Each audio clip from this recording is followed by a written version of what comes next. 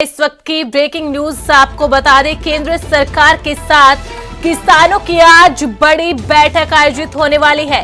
चंडीगढ़ में शाम 5 बजे सरकार के साथ किसानों की बैठक होगी। केंद्रीय मंत्री प्रहलाद जोशी की अध्यक्षता में इस बैठक का आयोजन किया जाएगा। पंजाब के कृषि मंत्री गुरमीत खुडरिया भी मौजूद रहेंगे। आमरण अनशन पर बैठे डल्लेवाल भी इस बैठक के अंदर शामिल होंगे। दोनों मोर्चों से 14 किसान बैठक में हिस्सा लेंगे। एक साल के बाद किसान और केंद्र के बीच ये बैठक होगी।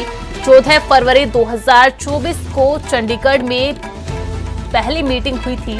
एक साल से शंभू और खनौरी पर किसान आंदोलन चल रहा है, तो आज एक साल बाद केंद्र सरकार के साथ किसानों की ये बड़ी बैठक शाम 5 बजे चंडीगढ़ में आयोजित की जाएगी। एक साल से किसान शंभू और खनौरी बॉर्डर पर बैठे हुए। केंद्रीय मंत्री प्रहलाद जोशी की अध्यक्षता में इस बैठक का आयोजन होगा।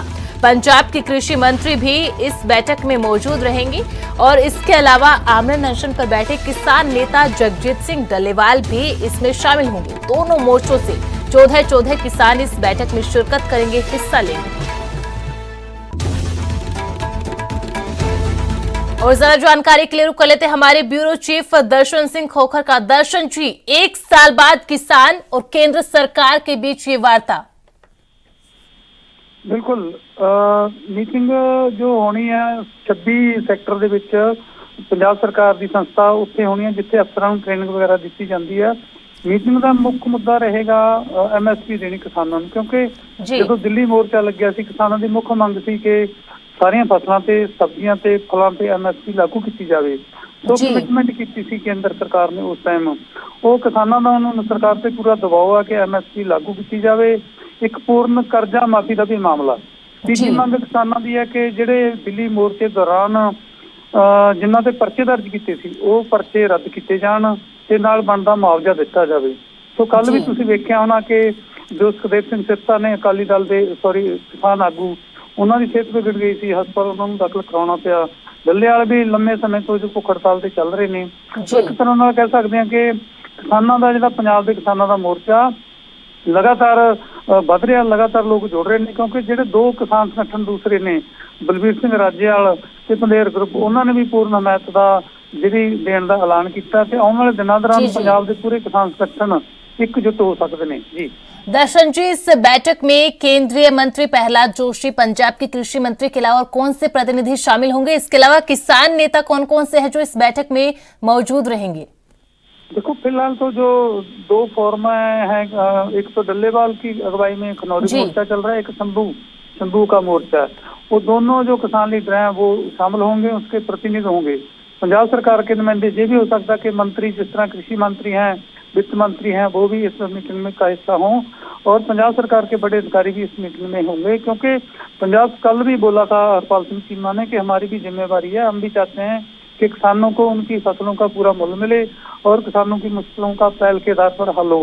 तो मीटिंग पर सभी की निगाहें हैं, देखते हैं मीटिंगों का कैसा दौर चलेगा। जी दर्शन जी, बिल्कुल देखिए, मीटिंग पर सभी की नजरें रहेंगी, सभी की निगाहें रहेंगी, लेकिन जिस तरह से 3 कृषि कानूनों के खिलाफ दिल्ली के अंदर किसानों ने प्रदर्शन किया, उस दौरान भी कई दौर की वार्ताएं केंद्र सरकार के और किसानों की हुई थी और उनमें से भी एक प्रमुख मांग MSP को लेकर थी, लेकिन वो सारी वार्ताएं असफल रही। MSP के लिहाज से आज एक बड़ी मीटिंग यहाँ पर होगी, MSP की मांग रखी जाएगी और किसान नेता जो डल्लेवाल अनशन पर बैठे हैं, कहीं ना कहीं उस पर भी असर पड़ेगा। अगर ये बातचीत सफल रहती है तो किसान नेता अपना अनशन तोड़ देंगे, अगर सफल नहीं रहती है तो उसके आगे फिर क्या किया जाएगा?